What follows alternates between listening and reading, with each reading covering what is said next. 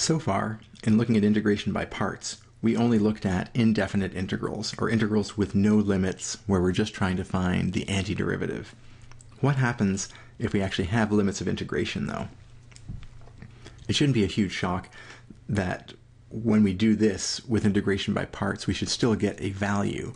After all, integration by parts is just one technique to find the value of this integral, but it catches us up a little bit on the details, especially when we use integration by parts formula. So I'll show a couple of examples working with definite integrals here. Same strategy as before. We have an x, which we can differentiate, which would be simpler, and then we have sine of 4x, which we can integrate, and it'll be just as complicated as the original. So we'll pick u to be x, and this is a choice, so we'll say let that, and dv will be sine of 4x dx. We differentiate, and we integrate, or we throw an integral sign in front of both of those, and we get du equals 1 dx. And here we get v.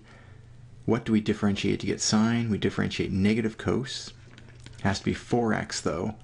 And just to be careful, if we differentiate negative cos of 4x, we'll get sine of 4x times 4. We don't want that. So we have a quarter, or a 1 over 4 in that part. We group our three things here. We call our original integral I, and with the integration by parts formula,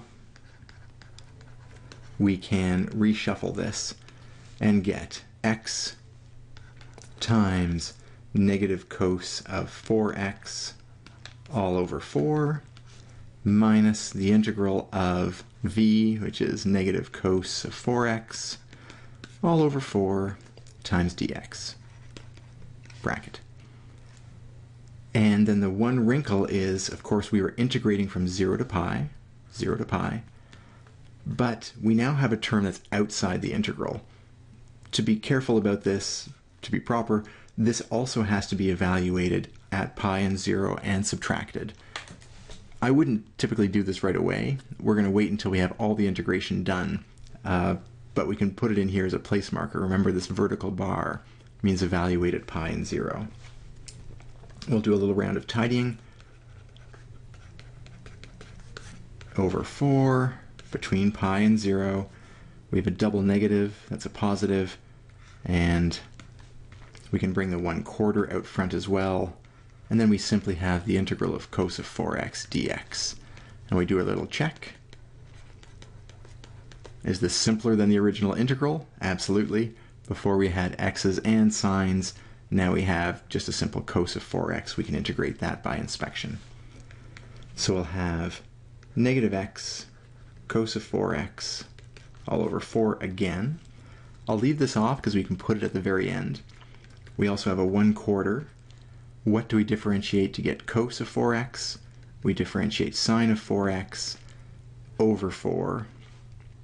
And remember, we would put a plus c. We can put a plus c, sure, why not? Between pi and 0. The key thing with these limits again is that we're going to sub in pi, we're going to get all of this plus a constant, minus subbing in 0, all of this with a minus constant, and the constant will disappear regardless. Last but not least, we plug in, and we're going to have negative pi cos of 4 pi all over 4, and we'll have sine of 4 pi, but just remember sine of 4 pi is going to be 0. So this term will always be 0, or will be 0, not always. In this case it will be 0. And then we're going to subtract the lower limit, subbed in. So minus 0 here, because it's 0 times something.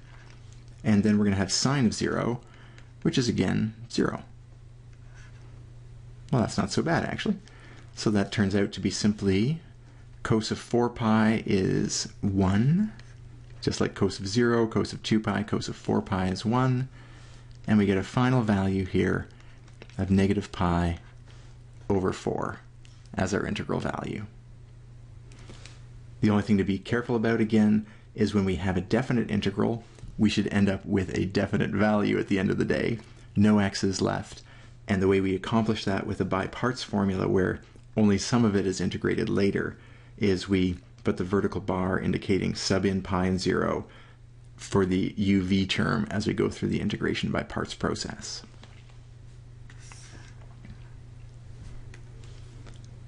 Let's do that again, but we're going to do it in a case where it's maybe not as obvious what the u and the dv is. So an integral from 1 to 2 of ln of x. So remember our rules. If we'd like to pick u so that when we differentiate it gets simpler, and we'd like to pick dv so that we can integrate it. And just remember, we don't know what the integral of ln with respect to x is. That's what the question's asking, in fact. But we do know that the derivative of ln of x is going to be 1 over x. Well, if that's the case, then if we don't know how to integrate ln, we can't put it in dv. But if we know how to differentiate it, we can put it in the u part. So we're going to let u be ln of x. What have we accounted for? We've accounted for that part. And it's simple enough to let the dx that's left over be our dv. Keep that in blue here. And so our dv is simply the same as dx. And then we proceed. We'll integrate both sides of this. We'll differentiate both sides of the u equals ln x. That will give us du equals the derivative, that's 1 over x, dx. And the integral of v will be equal to the integral of dx. Well, that's just x. Take our triangle here. Let this be our original integral. So our integral equals, applying the by parts rule, we're going to have u times v, that's ln of x, times x, evaluated between 2 and 1, have to have that, minus the integral of v du, x, and du is 1 over x dx. And now we start seeing some benefits, because when we tidy up here, we have x ln of x between 2 and 1. Oh, almost forgot. We also need the integral limits here on the actual integral that's left. When we tidy this one up, though, we have x over x. We're not dividing by 0 because our interval doesn't include 0, so we actually just have the integral dx, or 1 dx if you like.